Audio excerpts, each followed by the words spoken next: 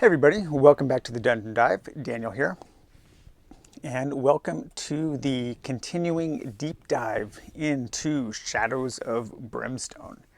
I hope you are all enjoying this series as we just kind of go through the game and take a look at the stuff you get, talk about it, discuss the game, its themes, and just all the things that make Shadows of Brimstone, Shadows of Brimstone. So, continuing our look at the core sets today, we are going to go through and take a look at an example of some of the decks of cards that you are going to get. So full disclosure, while we're going to look at the kinds of cards that do come with the core set, some of the cards you will see in these decks are not necessarily from the core sets because, like I said, I have mixed most everything together.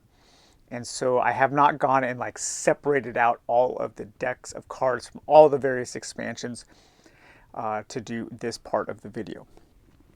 But you will get an idea of the kinds of cards that come with the core set. So when we looked at the map tiles, we did already take a look at the cards for the map cards and some of the encounter cards.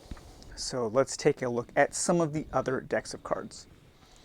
Two important decks that you are going to get cards for are the Darkness deck and the Growing Dread deck.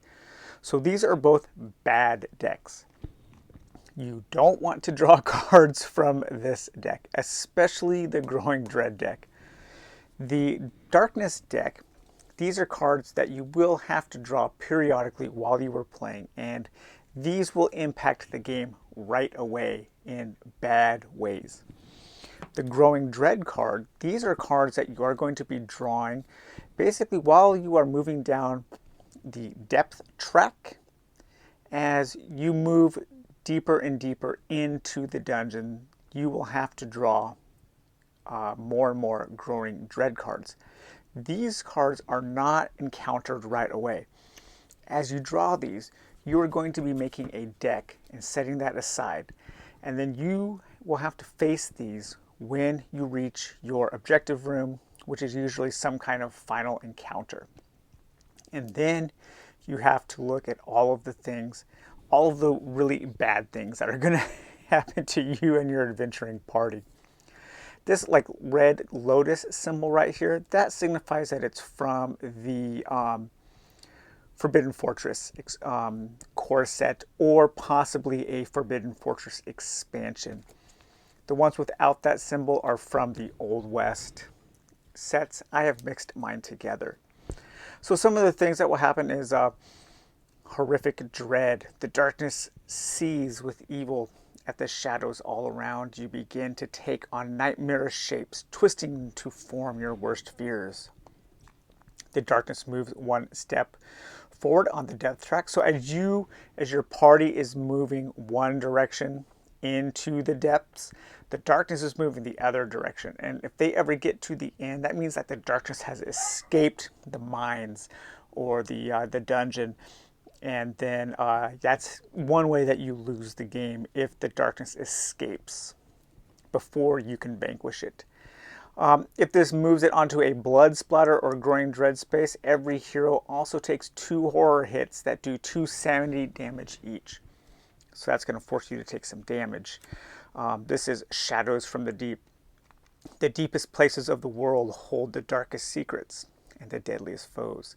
The darkness works tirelessly to dredge the darkest shadows from the deep. So there are all kinds of different things. And like I said, every single one of these is bad. Usually you're going to have to take some kind of damage that you will have to defend against. Hopefully you can defend against it.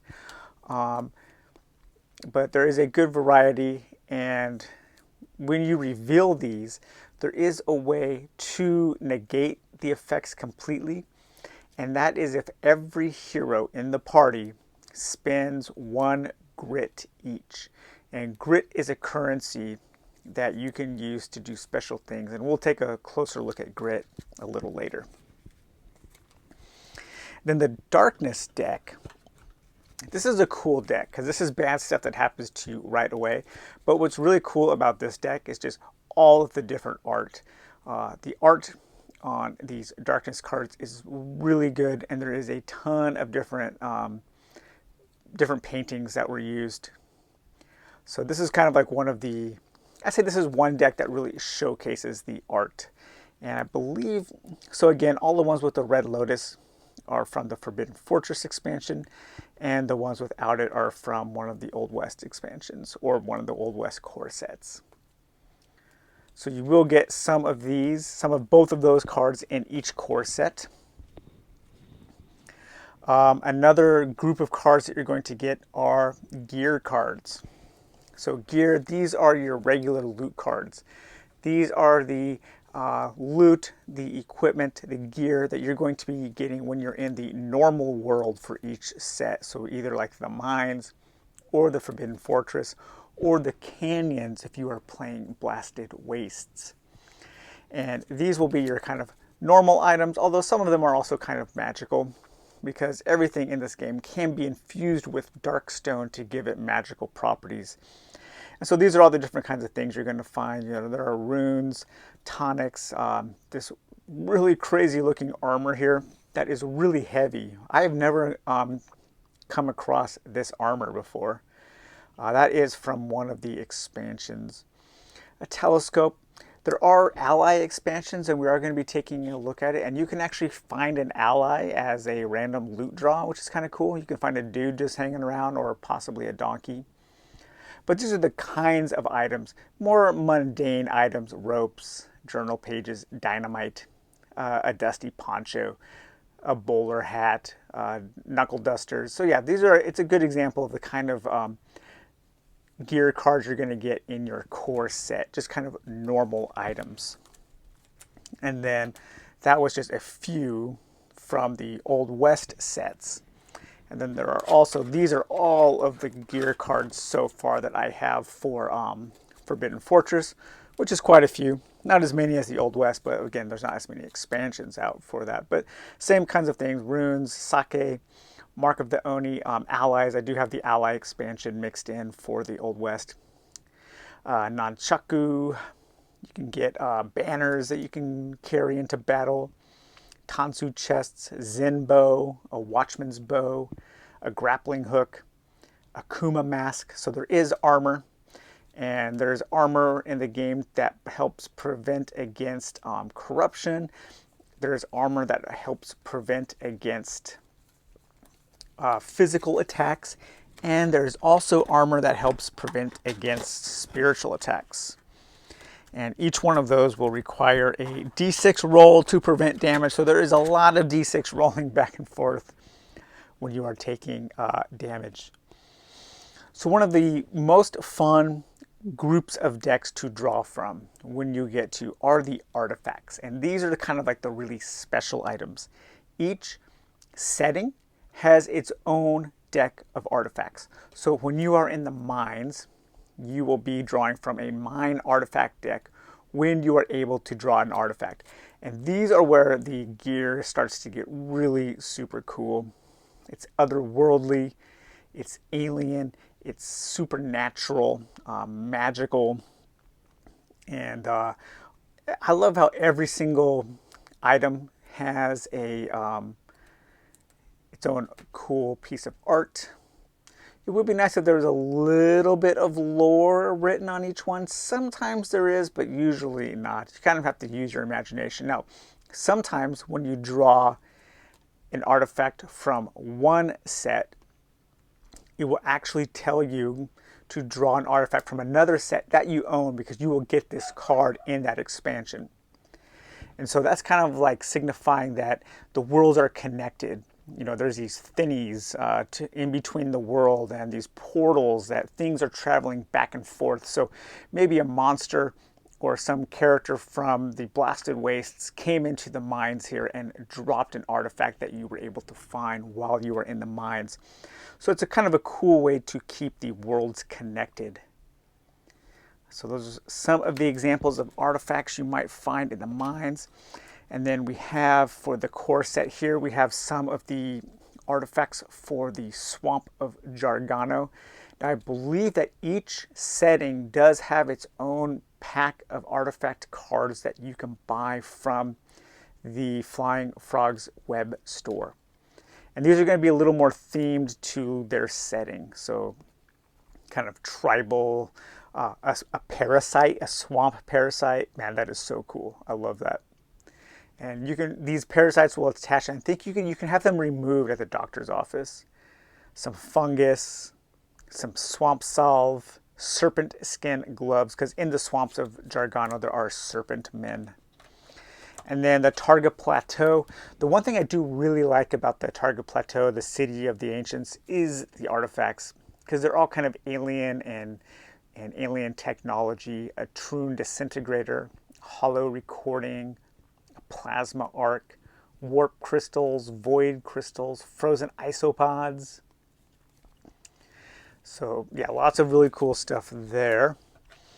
Then there are also, of course, there are Forbidden Fortress artifacts. So these are the artifacts you'll be drawing from when you're going through the Forbidden Fortress. Got like samurai masks and different kinds of swords and lucky coins, a meteor shard, a chi stone, the Keeper's Eye, Blade of Vengeance, elemental kimono. That's super cool. A kaiju gun, like a big old hand cannon. And then the really cool set of artifacts, I think, is from the Belly of the Beast. Oh, that's encounters. Belly of the Beast artifacts are right here. Because as you are working through the Belly of Beast, of course, you are inside a living thing. And so these artifacts are all like biological. Really cool. Sensory perceptors, a bile sac, marrow blade. That's really cool. A bone made out of, or a blade made out of bones. A Nero sheath. So that's a sheath that you can attach to any bladed weapon. These are like probably like scattered items that were left from other people that went into this belly who got devoured. A Renko virus, flesh armor, a marrow longsword. Man, that is so cool. I really want to get that marrow longsword. A spine glove, sticky scroll, sticky white stuff, Demon Souls fans. All right, and then one other kind of card that you're also going to get every time you buy a set, you're going to get a world card, one for each environment associated with that set. So the mines are like the normal, so they have no special features. This is one way that you can also randomize where you're going to go, because sometimes some people play with everything mixed together. And so you never know where you're going to end up when you go through a portal. So you can mix these up and then you could draw one to see where you're going to come out at. But a lot of the different worlds will have, when you go to the Targa Plateau, when you go to the City of the Ancients, you will set this card up and then you have to follow some new kind of environmental rule. In this case, there's frigid snow, and it affects movement. When you are in the swamps of Jargano, it's more easy to become ambushed.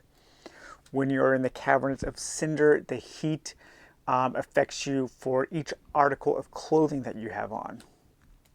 When you're in Tradera, which is like this weird War II type setting, there are these patrol markers that might signify enemies that are about to attack you.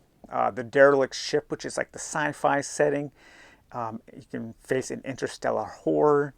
The canyons are kind of like the normal world associated with the blasted wastes, and that's kind of like your post-apocalyptic setting there. And then you have your Forbidden Fortress, which is like the mines, no special thing. Your Forbidden Fortress, the Haunted Castle, that comes with the Temple of Shadows expansion. So it kind of like turns the Forbidden Fortress into a haunted fortress. You've got your Belly of the Beast, which is a living world, and then your Forest of the Dead expansion. So we are going to be taking a detailed look at all of those expansions, but I just keep all of my world cards together. Okay, and then we also have these personal items. I think we're going to take a look at those on the next video when we take a look at some of the heroes, because those are associated with the heroes. And we're also going to take a look at these enemy trait cards, which are an expansion, but I did want to talk about those alongside the core sets, and you'll see why when we get there. So there's only a couple more decks to take a look at here. Each world, so there are threats. So when you're playing through the normal setting, of each set you have, when you are told to draw, when you're attacked, you draw one of these threat cards. Basically from green, which is easy or low, medium, and high, depending on the difficulty, depending on how many heroes you have. And these will just basically tell you what you're going to be attacked by. So these are what I like to do when I play is I make a subset of the things that I own. I especially do that with the threats, so that way I can keep only a small group of miniatures in one box, and I know that when I'm playing, I'm only ever going to have to pull out those certain miniatures. And so these are a subset that I put together of some, mainly the enemies from Forbidden Fortress, along with some of the Western enemies that I almost never get to face. So hopefully when I'm playing now, I will finally get to face against like a Darkstone Hydra. As you go up in difficulty, they will have more and more different styles of harder enemies to fight. These guys are super cool from Forbidden Fortress. And the same with the red. And then the epic. These are usually what you're going to be facing when you go into your objective room. And these are kind of like the bosses and the mini bosses that you're going to be facing. In addition to these kinds of threats, each setting also has its own threat deck that is going to include enemies only from this particular setting, or enemies that might be associated with it that come with threat cards in their expansion box for this setting. Some of the settings are more robust than others, and that's one reason why I felt that the Targa Plateau, it took a really long time, I think, for that setting to get populated with interesting enemies. And so that's why I kind of rank it, third in the core sets, even though the artifacts are really cool. But these are the kinds of enemies that you're going to be fighting when you are in the belly of the beast. Now, there's not a huge variety, but they are always expanding the kinds of enemies that you can fight there. And so that is that. But you are typically in the more other world settings less frequently than you are in the normal settings. So that is about it today. We just took a look at some of those cards.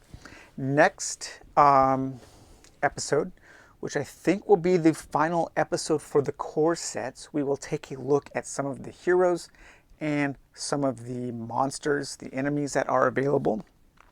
I'm going to follow that up with kind of a broad overview review, like 5 things I love about Shadows of Brimstone and like 5 things I dislike. Then I think we're going to take a little interlude and take a look at some more Weird West fiction. And then we're going to start diving into each expansion and taking a look at those. So all right, you guys, well, I hope you enjoyed this video, and we will talk to you later. Bye-bye.